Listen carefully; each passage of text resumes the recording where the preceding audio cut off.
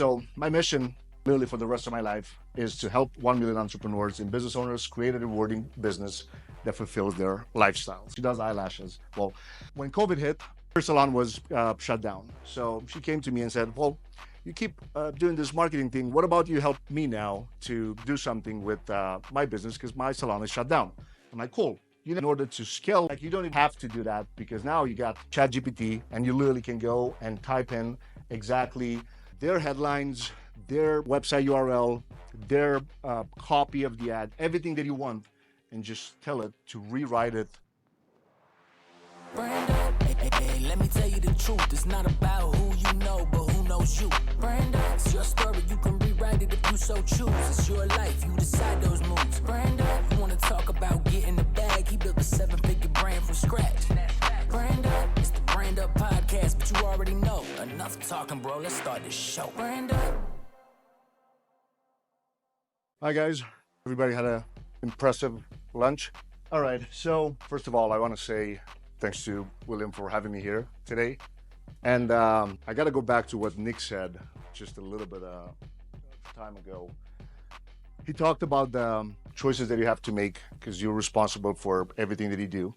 And then two, the numbers. You need to make sure that you put some specific metrics on your end goal. But the first one is choices. So my one word is uncomfortable. And this came to me recently, just about 2 months ago. A good friend of mine, Evan Carmichael, some of you might know him. He's a big YouTuber. He teaches this concept of finding your one word because everything is going to pretty much evolve around that one word. So my one word is uncomfortable. Get comfortable being uncomfortable. And I learned this about a year ago from my jiu-jitsu coach. For those of you that ever train BJJ, sometimes you have a 200-pound guy on top of you trying to choke you out. And as uncomfortable as that feels, it teaches you a lot about yourself in those moments.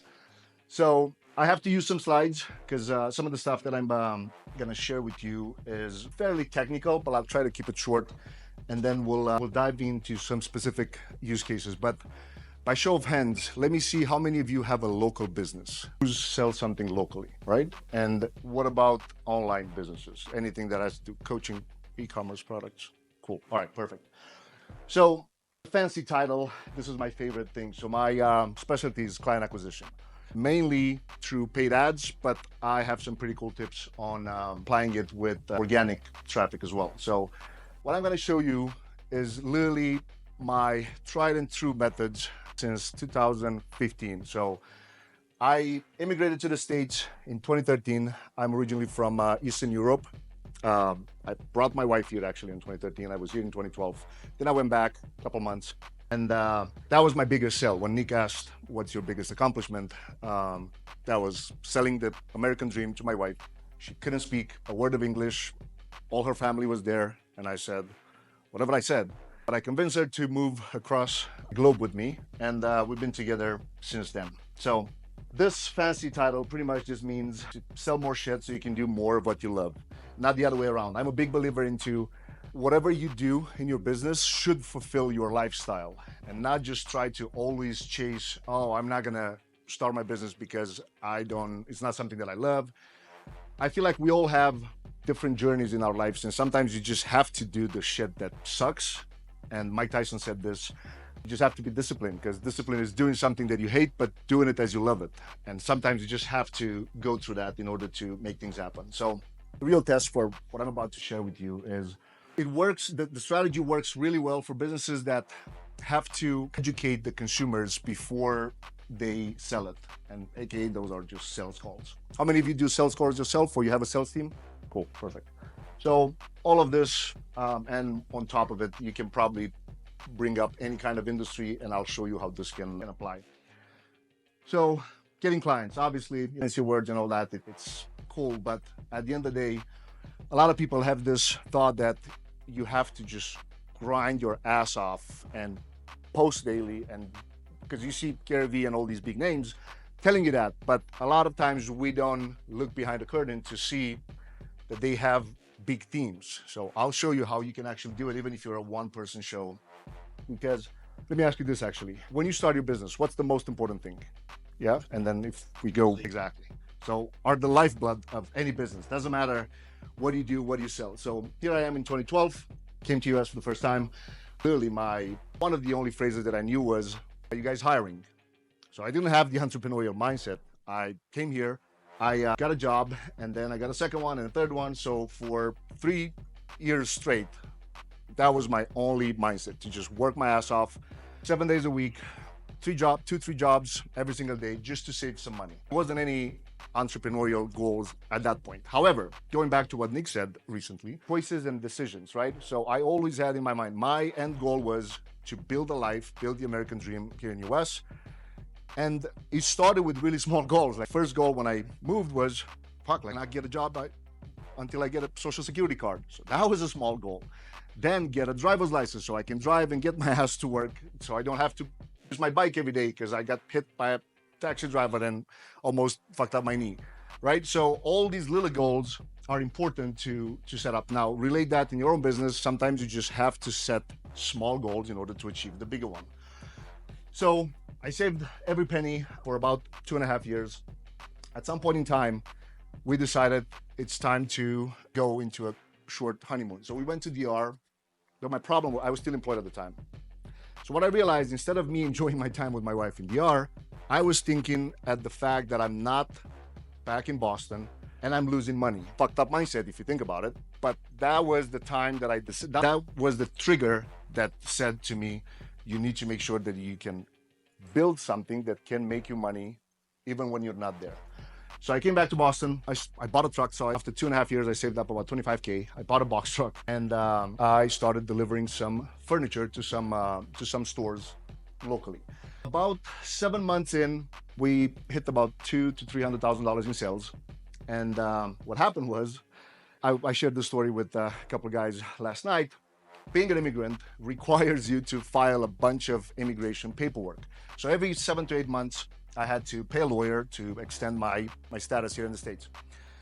So he rips me off of 10K, 5K for me, 5K for my wife, because he submitted 2 applications that went back to back, and they were hitting on different purposes. My wife went to apply for F1 visa, which is a student, and I applied for being a resident.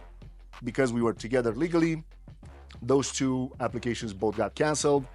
And a week later, I got a deportation letter in my mail saying you have 2 to 3 days to leave the country. If not, you're going to become an illegal immigrant. So I'm like, fuck, man, I just saved up I just used all my savings, bought a truck, built a business. And the business was 6 figures in, but it was profitable already. What do I do next? So what happened was, eventually, 2 days later, buy plane ticket, fly back to Romania. At this point, I had a business partner which stayed in Boston and ran all the operations, but I was the one handling all the marketing and all the sales calls. So for 7 months while I was in Bucharest, I lived on US time zone, taking all the sales calls through a VoIP system and making sure that I can run all the marketing campaigns. So I really call it a blessing and a curse at the same time, because I was able to remove myself from the business operations day to day, and I really dived into what eventually became my specialty, which is marketing, client acquisition, and everything that came afterwards. So my mission, literally for the rest of my life, is to help 1 million entrepreneurs and business owners create a rewarding business that fulfills their lifestyles. So as you can see, eventually what happened, I started to enjoy going on vacation, started to speak on some events, was on Bradley's podcast, speaking at other events. I interviewed some of the guys in here you might know. So if you go to iTunes or Spotify, you'll pretty much be able to listen to all these guys on my podcast. So let's dive into the 3 phases of generating clients with the process that I'm about to share with you. First one is strategy.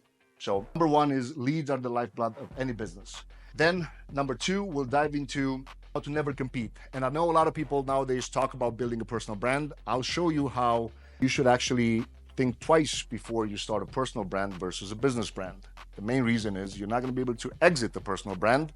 You're able to pivot it. And I'll show you one of my favorite case studies, which is my wife's business. And 3, how to use a very cheap method to become omnipresent.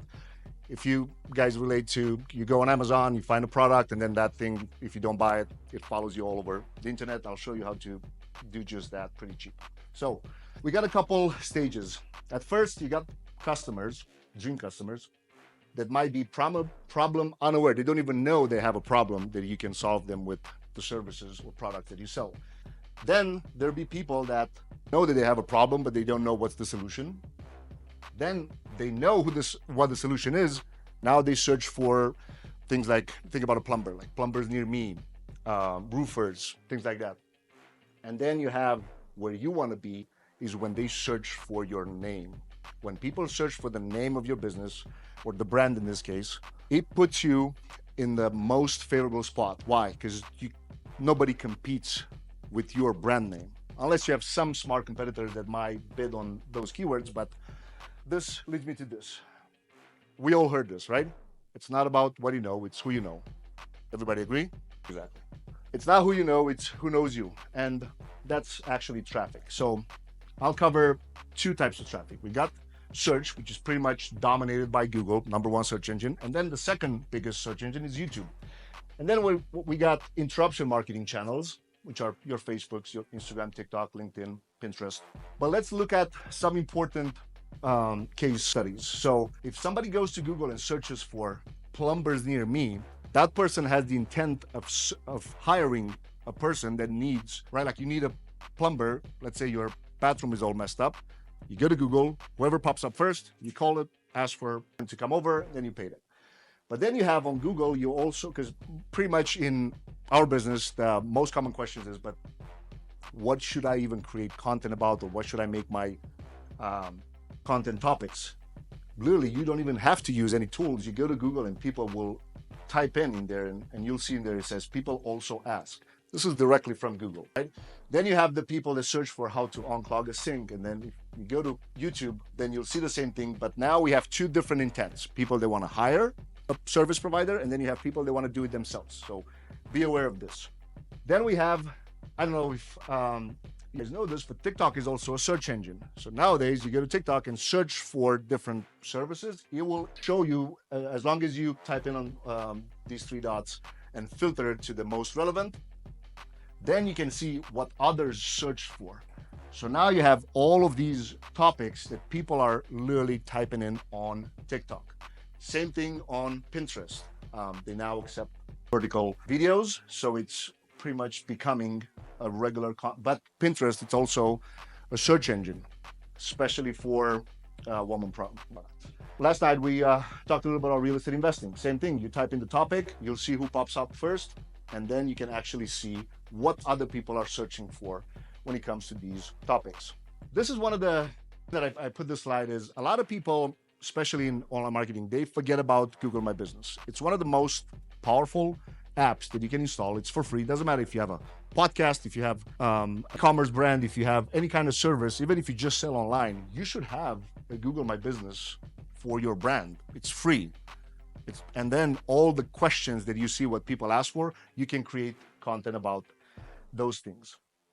And then, of course, the stuff that goes into ads where you can research your competitors. It's called interruption marketing, because why? Think about how you use Facebook and all these other platforms. We're literally just what Nick said, we finger fucking all of our phones, right? So this brings me to the big difference, right? We got organic and then we got paid ads. For some reason, I don't know how long ago, this almost became a word. Like you have so many people talking about strictly organic, so many people talking about strictly paid ads. I don't know why. There's not a lot of context about connecting these two instead of competing. Like you can do both. You can create these videos and then boost them for literally $1 to $5 a day and get your stuff in front of the people that need it the most. So the most important platforms for organic is obviously Google My Business or Google My Business Profile, WordPress if you have a blog, then YouTube, especially for search topics. YouTube, again, it's the second search engine in the world. And then we have TikTok, Pinterest, IG. And then for ads, I'll focus mainly on Instagram DM ads today because most of you guys sell over the phone. So that's, in my opinion, recently, over the last year to 14 months, the most powerful method that we've seen. So I'm a big believer into do not reinvent the wheel. Don't copy, but model what works. There's no point to try to reinvent the wheel. So we use a Chrome extension. It's called Keywords Everywhere. You can see exactly the topics that, say, in this case, we're talking about fitness. You type in on keywords, you install the Chrome extension, and then let's say a topic like how to lose weight fast, it's got 673,000 searches a month. Like that's mind blowing if you think about it. But knowing, and you got advertisers paying between 38 to 49 cents to put their content in front of those topics. So think about let's go into some specific case studies. Give me one business. How to start a podcast. So you type in on YouTube how to start a podcast, you'll literally see how many people are searching for that, as long as you have installed the Keywords Everywhere Chrome extension. And it'll tell you how much people are paying for, how much advertisers are paying to be ranking in front of that with YouTube ads. That's why that's so important, because now if this one has this many searches a month, but there's not a lot of people that are paying for it, it'll say here, look, 0, right? Like how to lose weight fast for girls. Well, this is probably not real. I don't think it's $0, but you get the point. So you'll see how much people are willing to put their credit cards behind those topics. Then you go strictly just on YouTube. Let's say you don't want a Chrome extension, it's free, and then you pay like $10 for like 10,000 credits, meaning how many searches you can do in there. So it's pretty cheap. Then you can use just YouTube, and you'll see that the trick here, once you type in, let's say, how to start a podcast, the trick is to look at the channels that have low number of subscribers, but high number of views. Those are the topics that you want to go after, because it means it's a really high demand and really highly searched topic, but there's not big channels. Because if you're just starting out, you're not going to be able to, let's say if Dr. Mike has 1 million subs, any video that he posts is going to get some thousands of views, right? So, but if Dr. Mike has 1 million subscribers and he's got a video that's got 10 million views, that's a video that you want to go after. That's a topic and a title that you want to go after. So you want to identify what are the type of videos that are relevant with lots of views. Again, what I was just saying, low number of subs, high number of views. And you want to look not older than one, like in this case, this one, see, it shows 6 years ago. Ideally, if you see that that's the first or top 3 videos, it means nobody else has created another video with this title within the last couple years. So that's also a great way to hack that. Then you identify competitor channels. I just gave the examples for fitness, but it's the same exact thing. Like in How to Start a Podcast, you go Pat Flynn and all the other guys. Yeah. Now, this is the case study for my wife's business. So she ran a beauty salon. She does eyelashes. Well, when COVID hit, her salon was shut down. So she came to me and said, well, you keep doing this marketing thing. What about you help me now to do something with my business, because my salon is shut down? I'm like, cool. In order to scale any business, especially locally, because that was my expertise, we would have to start a salon in every major city. But she said, no, fuck that. I don't want employees. Give me another one. And I said, well, we have to scale you vertically. It's not a problem you don't want employees, but we have to scale your skill set. So I went to Google and I type in how to apply eyelash extensions. And then I see who's running ads against those keywords to sell courses. I didn't even know that she could sell a course that typically would require a girl to be in person to get done. So I found a bunch of competitor websites that were selling courses. So I'm like, this is your business model. Then we went to search to see, does someone searches for a lash extension online course? Guess what? Of course, we got other competitors targeting that same exact phrase. A second thing, once you identify these competitors on YouTube and Google, you can actually go to Facebook and Instagram. But think about this. Paid traffic, it's pretty much just a gasoline. If there's no fire, meaning your sales process, your offer, if it's not already proven, we were just talking about this a couple minutes ago. If you're a one-person show, and if you don't have at least a 10K a month, or 5 to 10K a month proven offer that sells, there's no point to really put more gas on what? Because the fire is not there. Like, if you don't sell something that's already proven, it's really hard to, you're just gonna make more of nothing. Like, it's really that simple. So if you go to facebook.com/ads/library, you already know the competitors that you're going against. You type their names, you pretty much see all their ads.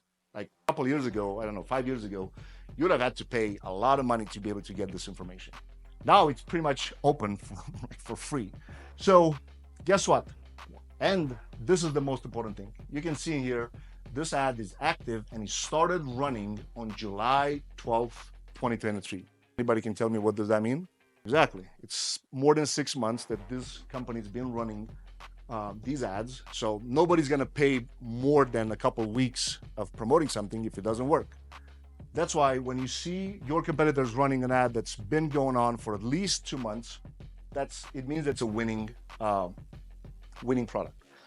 Then you can do the same thing on TikTok to a certain extent. You go to ads.tiktok.com and then you type in Creative Center, and then you'll be able to go and see what are the most successful campaigns, even targeting individual industries. Once you identify the winning ad, guess what? You can also see their exact website, funnels, landing pages, and all the rest. Now, most people will think, well, I'm just going to copy their ads and I'm just going to win too. No. Why? Like, you don't even have to do that, because now you got ChatGPT and you literally can go and type in exactly their headlines, their website URL, their copy of the ad, everything that you want, and just tell it to rewrite it for your own audience. Like, you almost don't even need a copywriter, especially if you're within the first couple of years of a business. These are one of the most powerful scripts that we use with some of our customers. So you can literally tell it to tell ChatGPT to put frustrations, desires, dreams, and fears of your target audience in a table format, and to make content topics around it. So, when I typed in my ideal audience, it literally gave me desires. It's efficient, AI-driven content creation, high visibility on Google and YouTube. What's the frustration? Inconsistent lead gen, dreams, predictable and sustainable client acquisition, fears, wasting budget on ads. Pretty simple, exactly what I knew. But they literally put it into table formats with titles that now I just create videos about it. Pretty simple. Same thing, you ask it to give you engagement type of topics, authority, sales, and then it just breaks it down for you in terms of what type of videos you should create, headlines, landing pages. If you don't know what to use it for, you literally ask it, what can I use ChatGPT as a whatever business you're in? And it's going to tell you what you can use it for. Am I going too fast? Yes? Go ahead before I go. At the end, it's a thing, you'll get them all for free. So this is what I started talking about. So you want to get to a point where you never compete with all the other people. So when it comes to whatever service you're doing, when people are searching for, let's say, real estate agent near me, right? If you do that, you're gonna have to pay, and it's a time, and for that too, especially if you're just starting out as a real estate agent. Let's say you will have to do portion of the campaign, but it doesn't have to stop there. The way to never compete and dominate your industry is to make sure that people are searching for the name of either the name of the brokerage that you're in, or well, in that case, they're getting all the recognition, but you get the point. So if you think about it, what is a brand? It doesn't have to be related just to the personal brand, like as yourself as a person. Like, not all of us are born to be Gary Vee, right? You can build the name, the brand of your business, and it's a product. It can be a product, a service, or a concept that it's publicly distinguished from other products. That's the simplest way to kind of think about this. How do you differentiate yourself, and how do you communicate that to the market? So when I shared the case study for my wife, the biggest problem with her was her business was just the salon itself. And I'm like, how do I get yourself out of the salon, so if we want to sell or franchise the salon, it can still be done, and you can sell courses at the same time without actually be involved and related to the salon. So I differentiated 3 income streams for her. So we have the personal brand on the left, because she's the one that teaches all the classes. So she has online courses and she sells in person a certification program. So that's her personal brand. The salon itself sells eyelash services. It's only 1 employee and her, so it's only 2 people. She didn't want more. I said, perfect, there's not a problem. But eventually, if we want to exit the salon or franchise it, the courses are not affected at all. She can still sell certifications and online courses without these 2 being affected. Then this one took a little longer. For you guys that are familiar with e-commerce, it takes a little bit to find the right person on Alibaba and all the other platforms to get you the quality of the products. But she built an actual product line, and the products can be sold. Now they're being sold to all the students that get the certification and the online courses. But technically, if the salon sells, these two are not affected. If the product line gets sold, these two are not affected, right? Herself wants to be known as the lash trainer because that's the thing that she enjoys doing, and she does all the content around that. But now, how do you replicate this? Is you just have to audit yourself and see where do you fit yourself. Do you want to build a personal brand, or do you want to build a business brand? And that's when it comes to the brand searches versus everyone else. This is what we did. Like, the goal was to slash lead cost. So I'll show you in a couple of slides. People that were searching for lash training near me we were paying $140 a lead. But then people that were searching for Limit Lashes Academy were only paying $28. So that price difference is like 4 or 5 times. So how do you do that? The strategy is increase brand name searches, but how do you force people in a way to search for your brand name instead of the actual thing that they need?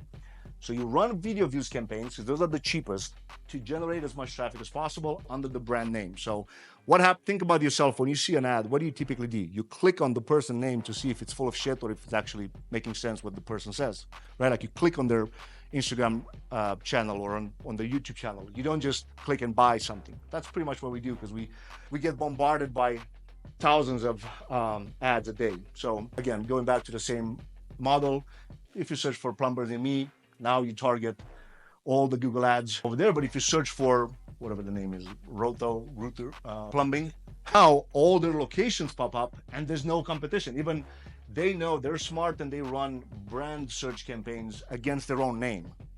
So that's even smarter. It's a little more advanced, because sometimes you do have competitors running ads against your own name. Brand up.